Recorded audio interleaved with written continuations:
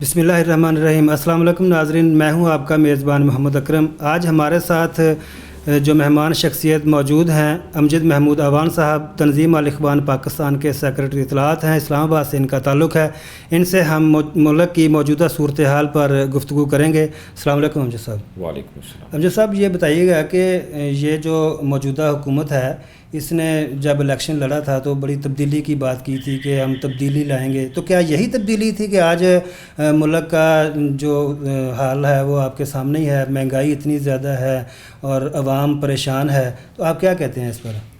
بسم اللہ الرحمن الرحیم۔ اصل میں کچھ چیزیں ایسی ہوتی ہیں جو ہر جو آنے والی گورنمنٹ ہوتی ہے اس کا ایجنڈا ہوتا ہے کہ ہم نے اپنی عوام کو یہ ڈیلیور کرنا ہے۔ جی، جب یہ گورنمنٹ الیکشن میں جا رہی تھی، ان کے جتنے کینڈیڈیٹس تھے، جی، انہوں نے یہ ایجنڈا دیا کہ ہم ملک کو ایک مدینہ کی ریاست کی طرز پہ بنائیں گے، اور مدینہ کی ریاست کے جو بھی اصول و ضوابط تھے وہ یہاں ہم نافذ کریں گے۔ لیکن جب اب الیکشن ہو گئے ہیں اور گورنمنٹ کو آئے ہوئے 1 سال ہو چکا ہے، تو جو وعدے انہوں نے کیے تھے الیکشن میں، جی، جی، وہ کوئی ایک بھی پورا نہیں ہوا۔ اس کی جو بڑی وجہ ہے، میں یہ سمجھتا ہوں کہ یہ جو تحریک انصاف کی گورنمنٹ ہے، اگر ہم سوائے عمران صاحب کے جی، جو ہمارے پرائم منسٹر ہیں، ان کے علاوہ ہم جتنی کابینہ کو دیکھتے ہیں وہ ساری وہ ہے جو پہلے کئی دفعہ ناکام ہو چکے ہیں۔ اس میں پیپل پارٹی کے بھی وزراء بھی ہیں، نون کے بھی وزراء ہیں، باقی جماعتوں سے بھی جو انہیں ایسا ہی جگہ ملی، ایسا حلقہ ملا کہ یہاں سے یہ کینڈیڈیٹ جیت سکتا ہے، وہ تحریک انصاف کا ٹکٹ لے گیا۔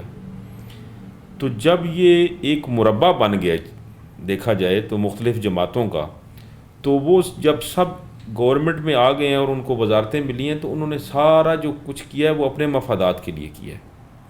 عوام کو مجھے جو سمجھ میں آتا ہے مزید پسنا پڑے گا۔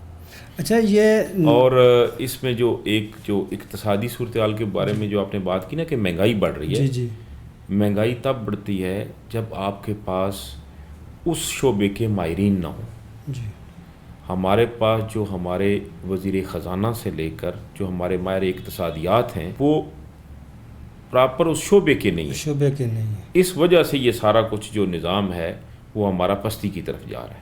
اچھا امجد صاحب، یہ بتائیے گا کہ یہ وہی چہرے آتے ہیں، یہ پہلے نون لیگ میں تھے، وہ اب پیپلز پارٹی میں آ گئے ہیں، پیپل پارٹی سے پھر اب تحریک انصاف میں شامل ہو گئے ہیں، تو یہ کیوں نہیں نظام کو بدلنا چاہیے؟ یہ گزشتہ کئی دہائیوں سے نعرہ لگاتے آ رہے ہیں کہ ہم یہ چینج کر دیں گے، وہ چینج کر دیں گے، تو یہ چہرے بدلنے سے کیا ملکی صورتحال بہتر ہو جائے گی، یا نظام کے اندر جو بہتری ہے، جو اصلاحات لانے کی ضرورت ہے، وہ ہونی چاہیے؟ دیکھیں جی اکرم صاحب، بات یہ ہے کہ جہاں تک رہا نا کہ اس ملک میں چہرے بدلی ہو رہے ہیں، نظام بدلی نہیں ہو رہا۔ جی، یہ نظام کب بدلی ہوتا ہے؟ جب ہم اپنے مفاد کو نچلی سطح پر لے کے آئیں گے اور اجتماعی مفاد کو ہم پرائرٹی دیں گے۔ ٹاپ پرائرٹی پر ہم ملک کو رکھیں گے، ٹاپ پرائرٹی پر ہم اس عوام کو رکھیں گے، ٹاپ پرائرٹی پر ہم دین اسلام کو رکھیں گے، تب یہ ممکن ہوگا۔ آپ کو کون سا ایسا شعبہ نظر آتا ہے ہمارے ملک میں جس میں ایسی صورتحال ہو کہ جس میں سیکنڈ پرائرٹی پر خود ہو اور فرسٹ پرائرٹی پر ہمارا ملک ہو؟ کوئی ایسا ایک وزیر بھی بتا دیں، کوئی ایسا ایک عہدیدار بتا دیں۔ آج تک جتنے بھی فیصلے ہوئے ہیں وہ صرف اپنے ذاتی مفادات کو سامنے رکھے ہوئے۔ سب سے بڑی وجہ یہ ہے۔ تو سر، اس کا حل کیا ہے؟ کون سا نظام بہتر ہے جس کو اپنانے سے ملک کی صورتحال ہے جو وہ بہتر ہو سکتی ہے، عوام جو ہے وہ خوشحال ہو سکتی ہے؟ میں یہ سمجھتا ہوں کہ اگر اس ملک کے اندر تبدیلی، جی، واقعی جس کو تبدیلی کہتے ہیں، اگر وہ لانی اگر وہ تبدیلی لانی ہو جی، تو کیسے لائی جا سکتی ہے؟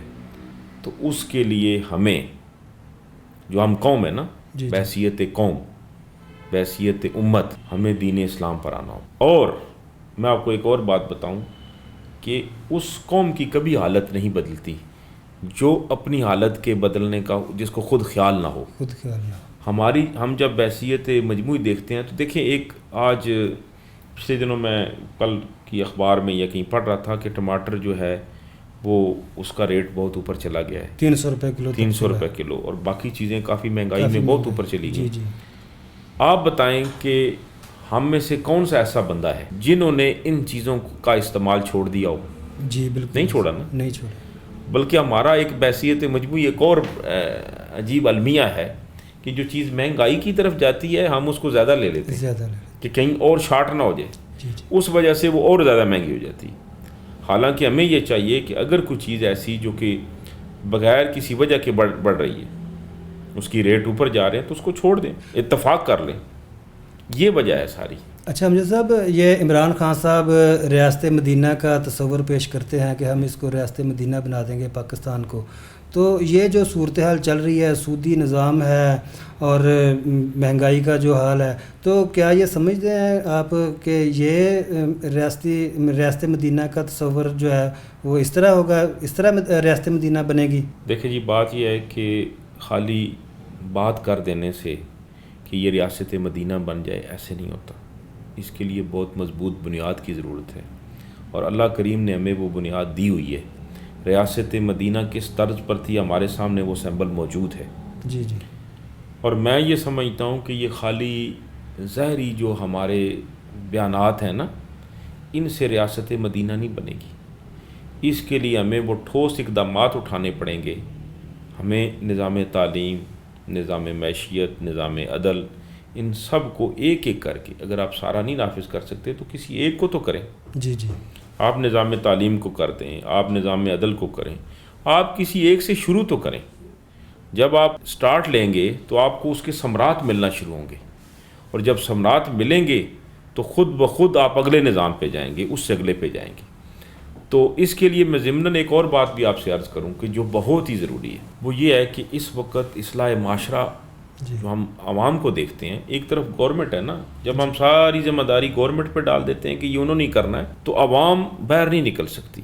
جب عوام کی طرف ہم آتے ہیں تو عوام جو ہے وہ، اس کو جب ہم دیکھتے ہیں کہ ہماری 24 کروڑ جو عوام ہے وہ کتنی ریاست مدینہ کے طرز پر چل رہی ہے، انہوں نے کتنا انفرادی طور پر ریاست مدینہ کے اصولوں کو اپنایا ہوا ہے۔ وہ خود بھی تو اپنے اوپر اسلامی قوانین لاگو کر سکتے ہیں نا، اس پہ تو کوئی روک ٹوک نہیں ہے۔ جب یہ ایک بڑھتا ایک ایسا مجموعہ بن جائے گا اور ایک ایسی طاقت بن جائے گی تو خود بخود ریاست مدینہ والے جو قوانین ہیں وہ نافذ ہونا شروع اور اس میں جو بڑی بات ہے وہ میرا تعلق جو ہے وہ سلسلہ نقشبندیہ ویسیہ سے ہے، اور میں حضرت امیر عبدالقدیر اعوان مجزل عالی سے بیعت بھی ہوں، جو کہ شیخ ہیں سلسلہ نقشبندیہ ویسیہ کے، اور جو مجھے سمجھ میں آتی ہے کہ وہ جو ہمارا جو سسٹم چل رہا ہے نا، یہ واعظ اور نصیحت، اور ہمیں یہ سارا کچھ میسر ہے کتابوں میں کہ دین اسلام کیا ہے، جی جی، اس سے تبدیلی نہیں آئے گی۔ نہیں، اس کو بنیادی طور پر تبدیل کرنے کے لیے کہ بندہ اندر سے تبدیل ہو جائے، اس کے لیے ان برکات کی ضرورت ہے، صحیح، جن کے لیے کسی کتاب کی ضرورت نہیں، صحیح، کسی کمپیوٹر کی ضرورت نہیں، اس کے لیے صرف ایسا شیخ ہونا ضروری ہے جس کے سینہ کے اندر وہ برکات ہوں جو نبی کریم صلی اللہ علیہ وسلم کے سینہ عطر سے آ رہی ہوں، اور وہ ان کا امین ہو، اور پھر جو دوسری اہم بات ہے کہ اس کے اندر یہ اہلیت بھی ہو کہ وہ دوسروں تک یہ چیز پہنچا سکے، اور یہ الحمدللہ حضرت کے پاس یہ موجود ہے۔ پریکٹیکلی ہم نے دیکھا ہے کہ جب ہم حضرت کے پاس نہیں آئے تھے تو ہماری زندگی کیا تھی، جب حضرت جی کے پاس آئے ہیں تو ہماری زندگی میں وہ تبدیلی آئی ہے جو کہیں مطلب کتابوں سے کسی واعظ سے نہیں آ سکتی۔ اللہ کریم نے وہ جس کو کہتے ہیں نا کہ اللہ سے ایسے روشناس کرا دیا ہے کہ ہمیں اچھا اور برا وہ سامنے نظر آنا شروع ہو جائے۔ اچھا امجد صاحب، یہ بتائیے گا کہ یہ موجودہ ابھی مولانا فضل الرحمان صاحب نے جو دھرنا دیا ہے، انہوں نے وزیر اعظم کے استعفے کی بات کی ہے، تو کیا وزیر اعظم کے استعفیٰ دینے سے یا وہ استعفیٰ دے دیتا ہے، یہ وزیر اعظم چلا جاتا ہے، تو اس کے متبادل کوئی ایسا بندہ ہے جو ملک کو چلا سکے؟ اور میرا ایک اس کے ساتھ ہی ایک اور سوال ہے کہ کیا ہمارے ملک کو ابھی تک کوئی ایسا لیڈر نہیں مل سکا جو واقعتاً ہی ملک کو جو ہے نا وہ ایک صحیح سمت لے کے چل سکے؟ لیڈر کی کمی ہے اصل میں۔ جو مولانا صاحب کے دھرنے کی بات ہے، مولانا صاحب نے جو دھرنا دیا ہے وہاں اسلام آباد میں، تو ان کا جو ایجنڈا ہے ہم اس کو لے جائیں تو وہ ایک ان کا ذاتی جس طرح خواہش ہوتی ہے نا کسی کی، جی، اس پہ آ گئے ہیں وہ کہ یہ میری یہ چیز پوری کریں تو میرا یہ سارا دھرنا جو ہے وہ میں ڈسپرس کر دوں گا۔ بات بڑی ایجنڈا ہوتا ہے نا کسی کا، تو وہ کوئی ایسا ہونا چاہیے تھا جو مجھے سمجھ میں آتا ہے کہ جیسے دین اسلام کے لیے، ایک نظام عدل کے لیے، نظام تعلیم کے لیے، کسی ایک نظام معیشت کے لیے کہ سود کا خاتمہ کر دیں، تو اس میں پوری ہماری جو قوم ہے وہ ان کے ساتھ کھڑی ہوتی ہے، کیونکہ بحیثیت مجموعی ہم سب چاہتے ہیں کہ ہمارے اوپر وہ نظام ہو جو نبی کریم صلی اللہ علیہ وسلم نے ہمیں دی۔ تو میں یہ سمجھتا ہوں کہ اتنا بڑا جمع غفیر لے کے آنا اور پھر یہ ایجنڈا رکھنا، اس سے جو وہ بحیثیت مجموعی ہمیں کوئی مثبت تبدیلی ہونی چاہیے وہ مجھے نہیں نظر آتی۔ میں تو یہ سمجھتا ہوں اگر وہ یہ کہتے کہ وزیر اعظم صاحب ابھی فوری اسلامی قوانین نافذ کرنے کا اعلان کریں اور ہمارے جو نظام تعلیم ہے اس کو اسلامی نظام بنائیں، نظام معیشت کو بہتر بنائیں، تو وہ اس کا ایک اور پہلو ہونا تھا اس دھرنے کا، اس کا بڑا فائدہ ہونا تھا۔ بالکل۔ اچھا، بہت شکریہ امجد صاحب آپ کی تشریف آنے کا، تھینک یو سو مچ، اللہ حافظ۔